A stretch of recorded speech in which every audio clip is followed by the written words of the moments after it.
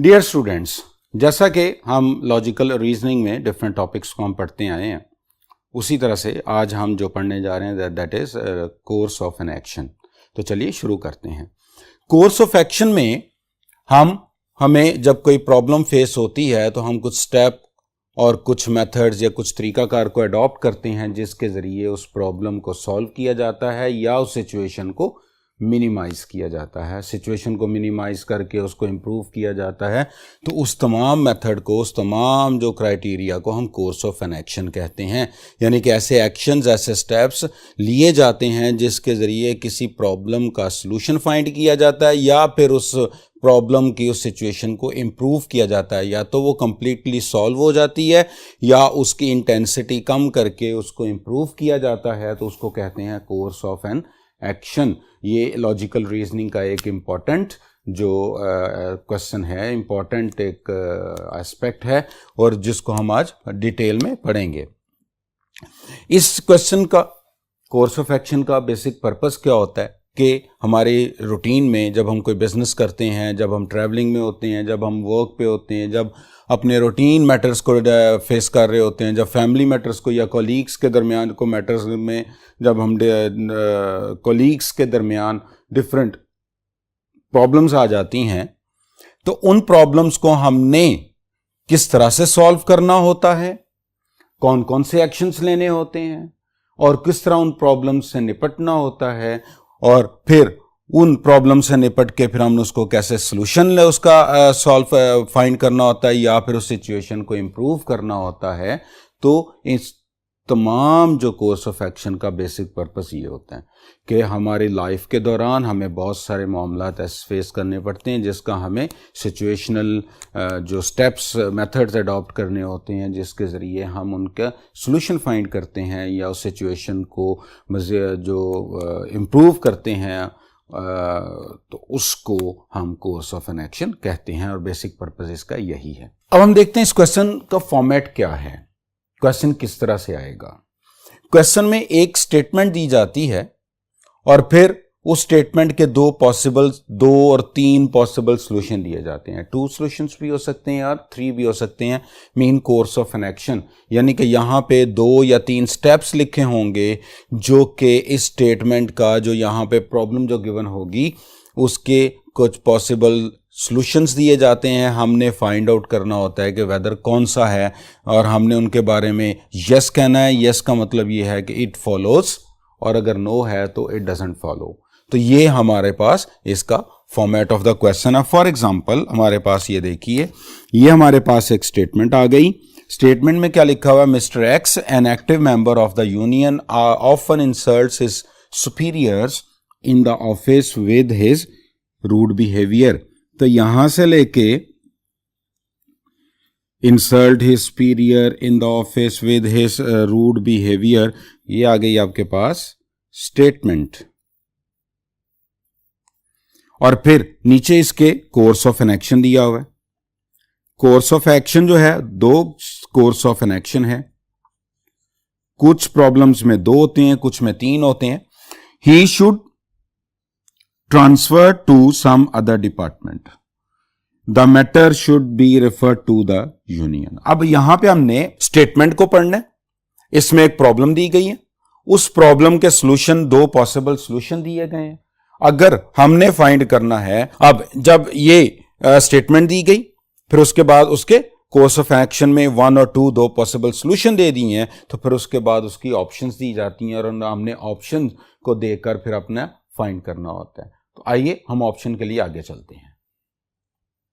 जी students, हमने अभी जो इसका फॉर्मेट डिस्कस कर रहे थे, इस क्वेश्चन का फॉर्मेट डिस्कस कर रहे थे, और फॉर्मेट में हमने ये कहा कि स्टेटमेंट होती है, स्टेटमेंट दी गिवन है और इसमें प्रॉब्लम होती है। प्रॉब्लम के फिर 2 पॉसिबल सॉल्यूशंस होते हैं जो कि जिनको कोर्स ऑफ एन एक्शन कहते हैं, या 2 भी हो सकते हैं, 3 भी होते हैं। और फिर उसके बाद फिर हमें इस तरह से 5 ऑप्शंस दी जाएंगी। If only 1 follows, if only 2 follows, if neither 1 or nor 2 follows, if either 1 or 2 follows, if both 1 and 2 follows। यानी कि अगर सिर्फ एक ऑप्शन सॉल्यूशन है तो हम कहेंगे if only 1 follows, अगर सेकंड जो है वो ऑप्शन इसका पॉसिबल सोल्यूशन आ जाएगा, तो हम चूज करेंगे इफ ओनली टू फॉलोज, यानी कि अगर वन ओनली सोल्यूशन होगा तो ये, टू ओनली सोल्यूशन होगा तो ये। लेकिन अगर इन दोनों में से कोई नहीं है तो नीदर वन और नो टू, यानी कि ना ये या ये। इसी तरह से ईदर वन और टू, यानी कि इन दोनों में से कोई एक भी हो सकती है, इन दोनों में कोई भी नहीं हो सकती, या दोनों को नहीं लेना तो दोनों को नहीं लेना, तो फिर ये हमारा ऑप्शन आ जाएगा। इस तरह से ये 5 ऑप्शंस हमें इस क्वेश्चन में गिवन होती हैं, जो कि हमने फिर अपने जो लॉजिकल रीजनिंग और जो स्किल एबिलिटी को यूज़ करते हुए हमने फाइंड करना है। अब जैसे देखें यहाँ पे उसको अगर दूसरे डिपार्टमेंट में ट्रांसफ़र भी कर दिया जाएगा तो प्रॉब्लम स्टिल रहेगी, क्योंकि प्रॉब्लम उसके बिहेवियर का है। किसी भी डिपार्टमेंट में चला जाएगा बिहेवियर स्टिल इसी तरह से रहेगा। और चूंकि एक्टिव मेंबर ऑफ यूनियन है तो अगर फिर भी यूनियन को रेफर किया जाएगा तो फिर भी इसका कोई पॉसिबल सोल्यूशन नहीं निकलेगा। इसका मतलब है ये दोनों इस प्रॉब्लम के कोई पॉसिबल सोल्यूशन नहीं है, इसलिए हम जो फॉलो करेंगे वो ई ऑप्शन को फॉलो करेंगे कि इन दोनों ही हम नहीं ले सकते। अब ये क्वेश्चन जो है हमें दो तरह से आता है, एक आता है 2 course of an action based question होता है, दूसरा होता है 3 कोर्स ऑफ एन एक्शन। यानी कि अगर आप यहां पे देखिए तो यहां पे ये 2 कोर्स ऑफ एन एक्शन है कि यहां पे स्टेटमेंट दी जाएगी और फिर 1 2 होगा, और 3 कोर्स ऑफ एन एक्शन आ जाए तो 1 2 और 3 होगा। यानी कि दो तरह से क्वेश्चन आ सकते हैं। वन टाइप ऑफ क्वेश्चन में ये 2 कोर्स ऑफ एन एक्शन होंगे और दूसरी में होंगे 3 कोर्स ऑफ एन एक्शन, और दोनों के अंदर हमें क्या होगा, या तो प्रॉब्लम सॉल्विंग होगी या फिर इंप्रूवमेंट ऑफ द सिचुएशन होगी। तो ये 2 टाइप के इसमें क्वेश्चंस आते हैं। अब इसमें एसेंशियल्स देख लीजिए, इसमें रूल्स कौन कौन से फॉलो करने हैं, इस क्वेश्चन को सॉल्व करने के लिए हमें किन किन बातों पर हमें जो कंसंट्रेट करने की ज़रूरत है वो हम यहाँ पे डिस्कस करते हैं। फर्स्ट वन के चूज एक्शन विच आर, हमें जब भी कोई प्रॉब्लम आ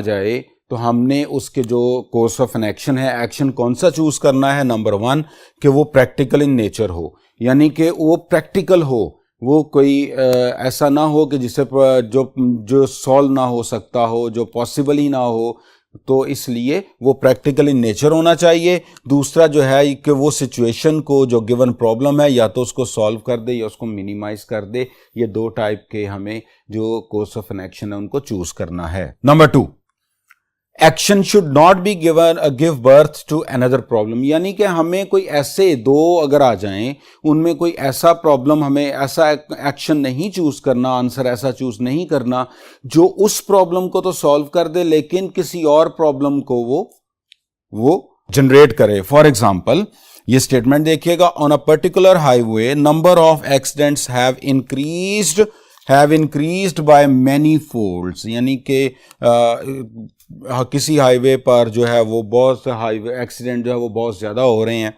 उसके कोर्स ऑफ एक्शन क्या है, personal monitoring should be done by police officials on each and every vehicle, यानी कि पुलिस ऑफिशियल्स की तरफ से हर एक व्हीकल पर पर्सनल मॉनिटरिंग होनी चाहिए। ये इससे प्रॉब्लम ये वाली तो सॉल्व हो जाएगी, लेकिन ये प्रैक्टिकल नहीं है, ये प्रैक्टिकली पॉसिबल नहीं है। हमें वो वाला लेना जो प्रैक्टिकली पॉसिबल भी हो, कि ये मुमकिन ही नहीं है कि हर व्हीकल को वो जज कर सकें, और इस तरह से और जो पुलिस ऑफिशियल अगर सारे इधर आ जाए तो फिर और बहुत सारी प्रॉब्लम जो है वो जनरेट होने के खदशात होते हैं। तो इसलिए ये इसका कोई जो एक appropriate course of an action नहीं है।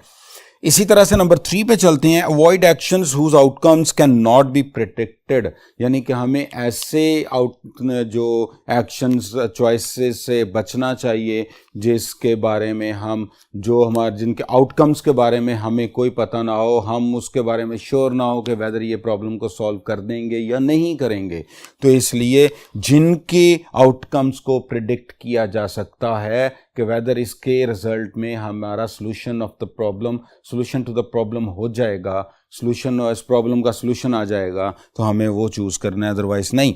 फॉर एग्जाम्पल स्टेटमेंट देखिएगा कि company Z is incurring huge losses due to many competitors in the market, यानी कि बहुत सारे मार्केट के अंदर कंपेटिटर्स हैं और उसकी वजह से कंपनी जी जो है उसे बहुत बड़े लॉसेस हो रहे हैं। एक्शंस क्या लिखे हुए हैं जी? वन है company G should offer huge discounts on all its product and attract customers. Number 2 क्या लिखा हुआ है? Company G should study its competitors products and methods. अब यहां पे देखिए हमारा पॉसिबल सॉल्यूशन 1 नहीं 2 होना चाहिए। 1 को क्यों नहीं होना चाहिए?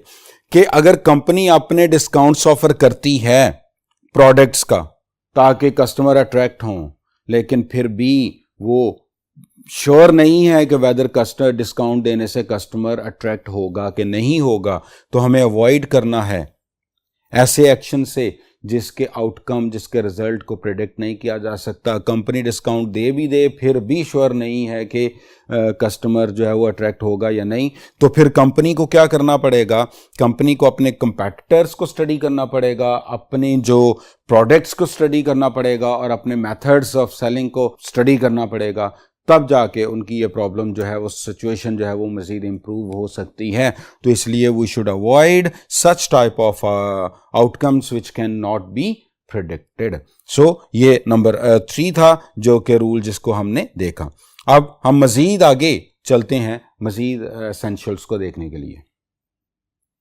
जी स्टूडेंट्स, अभी तक हम पढ़ रहे थे अपने रूल्स को, तो आइए अब आप आगे देखते हैं। नंबर 4 पे देखिए, avoid harsh and negative actions, यानी कि ऐसे एक्शंस जो हार्श हों, जो नेगेटिव हों, उनसे मुमकिना हद तक हमें अवॉइड करना है। लेकिन अगर कोई और ऑप्शन नहीं है तो फिर हम उन्हीं में से को चूज करेंगे, अनलेस कि हमारे पास अदर ऑप्शन ना हो, तब हम वही चूज करेंगे। अदरवाइज हमें मुमकिना पॉसिबल हद तक हमें क्या करना पड़ेगा कि नेगेटिव और हार्श जो एक्शंस हैं उनको चूज करने से अवॉइड करना पड़ेगा।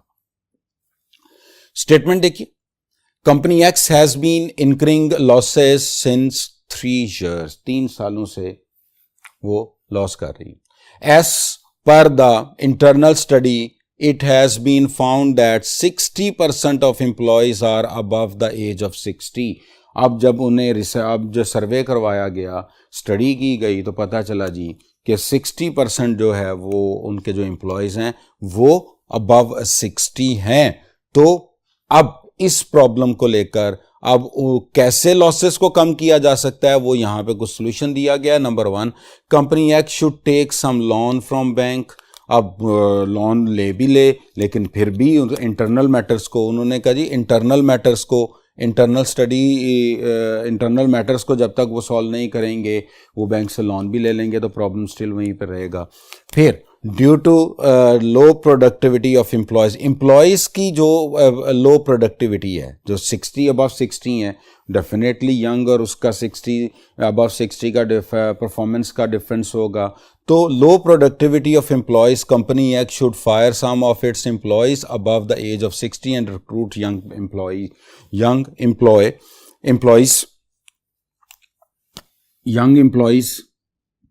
तो अब यहां पे अगर आप नोट करें, ये नेगेटिव है सेकंड वन, लेकिन अब दोनों में से पॉसिबल सॉल्यूशन है ये। तो हमें इस सूरत में कि जब हमारे पास कोई अदर ऑप्शन ना हो तो फिर हमें नेगेटिव या हार्श डिसीजन को हम चूज कर सकते हैं, अदरवाइज नहीं। तो अब यही इसका पॉसिबल है कि अपनी प्रोडक्टिविटी जो चूंकि लो है एम्प्लॉयज़ की प्रोडक्टिविटी, और उसकी बेसिक रीज़न ये है कि मोर देन 60 अबव 60 है, ज़्यादातर 60% ऑफ देयर एम्प्लॉयज़, तो उनमें से कुछ को फायर किया जाए और देन उनकी जगह को यंग लेके आए तो फिर प्रोडक्टिविटी उसकी बढ़ सकती है और फिर लॉस कम हो सकता है, तो इम्प्रूव द सिचुएशन।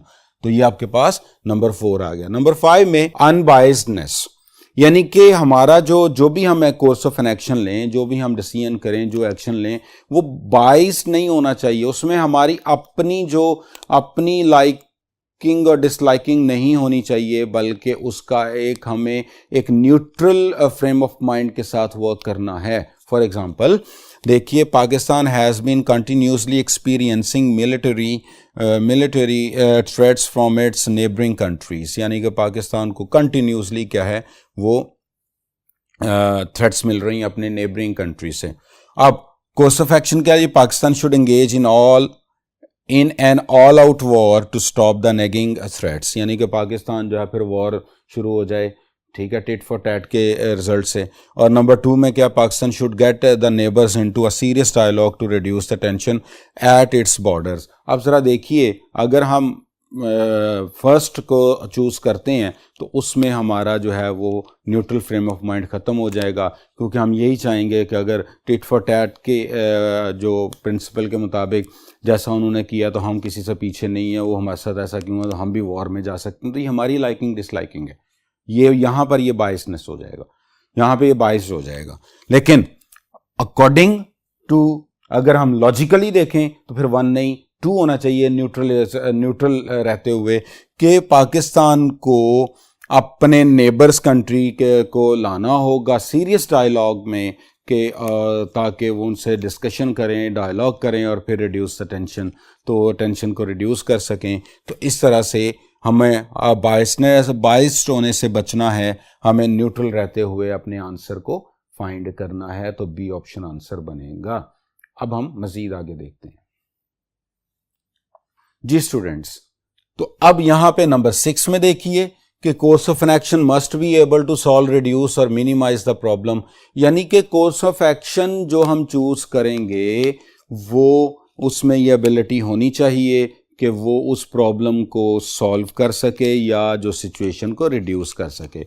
और एक का जो कोर्स ऑफ एक्शन है वो रिड्यूस कब कर सकता है, जब वो इस्टेब्लिश्ड फैक्ट हो या वो लॉजिकली पॉसिबल हो या वो it's non for an experience, यानी कि उसको हमें अपने एक्सपीरियंस के ज़रिए जो चीज़ों को भी जान सकते हों, तो वो एक अच्छा जो कोर्स ऑफ एन एक्शन है कि वो हमें चॉइस होना चाहिए जो कि प्रॉब्लम को सॉल्व कर सकता है, कि वो एक इस्टेब्लिश फैक्ट हो, लॉजिकली भी पॉसिबल हो और इट्स नॉन फ्रॉम एक्सपीरियंस। तो इस तरह से हमने अपने लॉजिकल रीजनिंग के अंदर हमने कोर्स ऑफ एन एक्शन को देखा, जिसमें हमारे सामने प्रॉब्लम आती है, प्रॉब्लम के फिर गिवन 2 और 3 जो पॉसिबल मेथड्स दिए जाते हैं, जिनमें से कोई एक या दोनों को चूज़ करके हम क्या कर सकते हैं, हम अपने उन प्रॉब्लम को सॉल्व कर सकते हैं या सिचुएशन को इम्प्रूव कर सकते हैं। तो इसको हम कहते हैं कोर्स ऑफ एन एक्शन।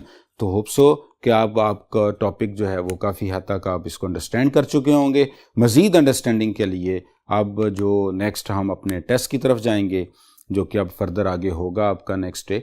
तो तब तक के लिए अल्लाह हाफ़िज़।